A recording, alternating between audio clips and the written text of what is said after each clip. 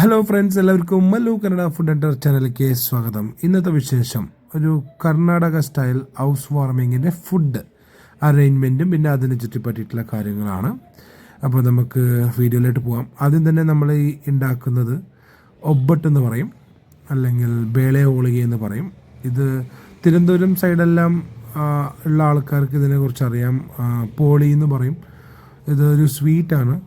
കർണാടകയിലൊക്കെ എല്ലാ ഫുഡിൻ്റെയും കല്യാണവും അതേപോലെ തന്നെ ശുഭസംരംഭങ്ങളിലെല്ലാം സ്പെഷ്യലായിട്ട് മസ്റ്റായിട്ട് ഉണ്ടാക്കുന്ന ഒരു സ്വീറ്റ് വിഭവമാണ്. അപ്പോൾ ഇവിടുത്തെ ഒരു ട്രഡീഷണൽ ഫുഡാണ് ബേളെ ഒബ്ബട്ട് എന്ന് പറയും.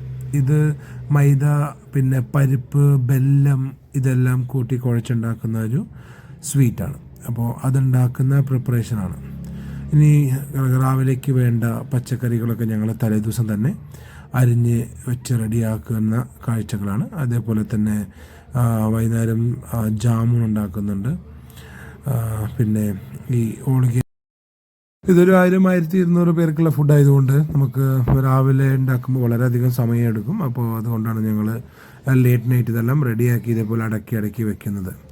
അപ്പോൾ ഇനി നമുക്ക് രാവിലെ എന്തൊക്കെയാണുള്ളത്? ഇപ്പോൾ നമ്മൾ ചേന വറുത്തുകൊണ്ട് ഇതേപോലെ തന്നെ വേണ്ട പച്ചക്കറികളൊക്കെ റെഡി ആയിക്കൊണ്ടിരിക്കുകയാണ്. ഇനിയിപ്പോൾ നമുക്ക് മഷ്റൂം ബിരിയാണി ഉണ്ടാക്കുന്ന സെറ്റപ്പാണ്. അപ്പോൾ മഷ്റൂം ബിരിയാണിക്ക് വേണ്ട സവോളയും എണ്ണയും ഇതെല്ലാം നമ്മൾ വഴറ്റിക്കൊണ്ടിരിക്കുകയാണ്. ഇത് നമ്മുടെ അശോകണ്ണൻ എന്ന് പറയും, നമ്മുടെ മെയിൻ ഷെഫാണ്. അതേപോലെ നല്ല പുള്ളിക്കും ഒരു കാറ്ററിംഗ് സർവീസൊക്കെ ഉണ്ട്. അപ്പോൾ എനിക്ക് അധികം വർക്കുള്ളപ്പോൾ പുള്ളി നമ്മളതിനെ ഹെൽപ്പ് ചെയ്യും. അപ്പോൾ പുള്ളിയാണ് ഇന്ന് ബിരിയാണി ഉണ്ടാക്കുന്നത്. അവരുടെ ടീമാണ് അശോകണ്ണൻ, അതേപോലെ തന്നെ സ്വാമി, ദർശൻ, ഇവരൊക്കെയാണ് ഇന്ന് എനിക്ക് മെയിനായിട്ട് സപ്പോർട്ടീവായി നിൽക്കുന്നത്. കാരണം വലിയ വർക്ക് വരുമ്പോൾ നമുക്ക് നിന്ന് ചെയ്യാൻ പറ്റില്ല. കാരണം സാധനങ്ങളൊക്കെ പർച്ചേസിങ്ങും കാര്യങ്ങളൊക്കെ ഉള്ളതുകൊണ്ട് അങ്ങനത്തെ സമയത്ത് നമ്മളതിനെ വളരെയധികം ഹെൽപ്പ് ചെയ്യുന്ന ഒരു ടീമാണ്. ഓക്കെ, ഇതിപ്പോൾ മഷ്റൂം ബിരിയാണി ഏകദേശം വെള്ളമൊക്കെ ലെവലായി. ഇനി അത് നമ്മൾ ദമ്മിടാൻ വേണ്ടിയിട്ട് റെഡിയാക്കണം. അപ്പോൾ അരിയൊക്കെ വേവ് നോക്കി ഇനി അതൊക്കെ ഒന്ന് ലെവലാക്കിയപ്പോൾ ഉപ്പ് കുറവുണ്ടായിരുന്നു, ഉപ്പിട്ടു. ഇനി നമുക്കത് ഈക്വലാക്കി ദമ്മിടാം. അപ്പോൾ പാത്രം മൂടി വെച്ച് അടിയിലുള്ള കണലൊക്കെ നമുക്കൊന്ന് മുകളിലിട്ട് സെറ്റാക്കി കൊടുക്കണം. അപ്പോൾ ഇതൊരു 1000-1200 പേർക്കുള്ള ഫുഡാണ്. അപ്പോൾ 35 കിലോണ് അരി നമ്മളിട്ടിട്ടുള്ളത്. കാരണം വേറെ മെനു കുറേ ഉള്ളത് കൊണ്ട് റൈസ് കുറച്ച് ആൾക്കാർ കഴിക്കത്തുള്ളൂ. അപ്പോൾ ഇത് ബിരിയാണി ഇപ്പോൾ റെഡി ആയിട്ടുണ്ട്. ഇനി നമുക്കത് ദമ്മ് പൊട്ടിക്കാം.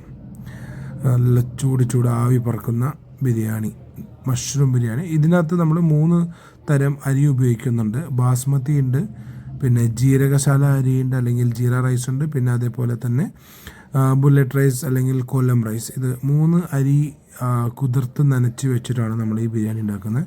ഇവിടുത്തെ ആൾക്കാർക്ക് വളരെയധികം ഇഷ്ടപ്പെടുന്ന ഒരു ബിരിയാണിയാണ്. അപ്പോൾ നമുക്ക് ബിരിയാണി റെഡി ആയിട്ടുണ്ട്. ഇനി അതൊക്കെ മാറ്റി വെച്ചിട്ട് ഇനി നമുക്ക് സീറ്റിംഗ് അറേഞ്ച്മെൻറ്റ് ചെയ്യണം. അപ്പോൾ ഒറ്റയടിക്ക് നമുക്ക് 200-250 പേര് ഇരിക്കുന്ന രീതിയിലാണ് സീറ്റ് അറേഞ്ച്മെൻറ്റ് ചെയ്തിട്ടുള്ളത്. വാഴയില, വെള്ളം, പായസത്തിന് ഇപ്പോൾ ഡ്രൈ ജാമുൻ ഉണ്ട്, സ്വീറ്റ് ബൂന്തി ഉണ്ട്, അതേപോലെ തന്നെ ഗസിൻ്റെ പായസമാണ്, അച്ചാർ, ഉപ്പ്, പിന്നെ നമ്മൾ നേരത്തെ ഉണ്ടാക്കിയ ബേളെ ഒബ്ബട്ട്, പിന്നെ സ്വീറ്റ് കോൺ സാലഡ്, പിന്നെ പീനട്ട് മസാല, ചേന ചില്ലി, അതുപോലെ പയറും ചീരയുടെ ഉപ്പേരി, പിന്നെ വെജിറ്റബിൾസ് മഞ്ചൂരിയൻ, പിന്നെ ഇത് സാബുദാന ഇഡ്ഡലി, അതായത് ചൊവ്വരി കൊണ്ടുണ്ടാക്കിയ ഇഡ്ഡലി, അതിനുവേണ്ട ചട്നി, ബാംബെ സാഗു, മഷ്റൂം ബിരിയാണി, അതേപോലെ തന്നെ തൈര് സലാഡ്, വൈറ്റ് റൈസ്, സാമ്പാർ, രസം, മോര്, പഴം, ഇന്ന് ഇത്രയും ഐറ്റംസുകളാണ്.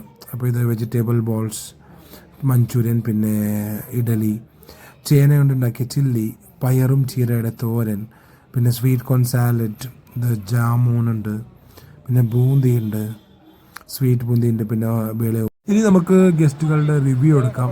ഫുഡൊക്കെ ഭയങ്കര അധികമായിട്ട് ഇഷ്ടമായി അവർക്ക്. പല്ലവൊക്കെ അടിപൊളിയാണെന്ന് പറഞ്ഞു. അപ്പോൾ ഇതിലെനിക്കറിയുന്ന കസ്റ്റമേഴ്സും ഉണ്ട്, ഫ്രണ്ട്സും ഉണ്ട്. അപ്പോൾ എല്ലാവർക്കും തൃപ്തിയായി.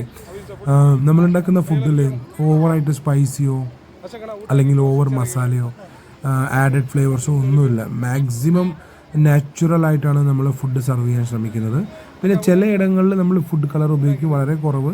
ഫ്രാങ്കായിട്ട് പറയുകയാണെങ്കിൽ ഈ വെജിറ്റബിൾ ബോൾ അങ്ങനത്തെ അതിനൊക്കെ കുറച്ച് ഫിനിഷിങ് കിട്ടാൻ വേണ്ടി നമ്മൾ കളർ ചേർക്കാറുണ്ട്.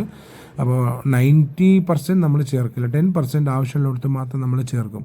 അപ്പോൾ അങ്ങനെ ഫുഡൊക്കെ വളരെയധികം ഇഷ്ടപ്പെട്ടു. എല്ലാവരും നല്ല റിവ്യൂ ആയിരുന്നു. അപ്പോൾ നമുക്ക് ഇനിയും ആൾക്കാരുടെ റിവ്യൂ എടുക്കാം. അപ്പോൾ വേറെ ഒരു ടീം ഇരിക്കുന്നുണ്ട്, അപ്പോൾ അവർ റിവ്യൂ എടുത്തു, അവർക്കും വളരെയധികം ഇഷ്ടപ്പെട്ടു. അപ്പോൾ എല്ലാവരും ഹാപ്പിയാണ്. വീഡിയോ ഇഷ്ടപ്പെട്ടാൽ ദയവ് ഇത് ലൈക്ക് ചെയ്യുക, സബ്സ്ക്രൈബ് ചെയ്യുക, ഷെയർ ചെയ്യുക. Thank you so much.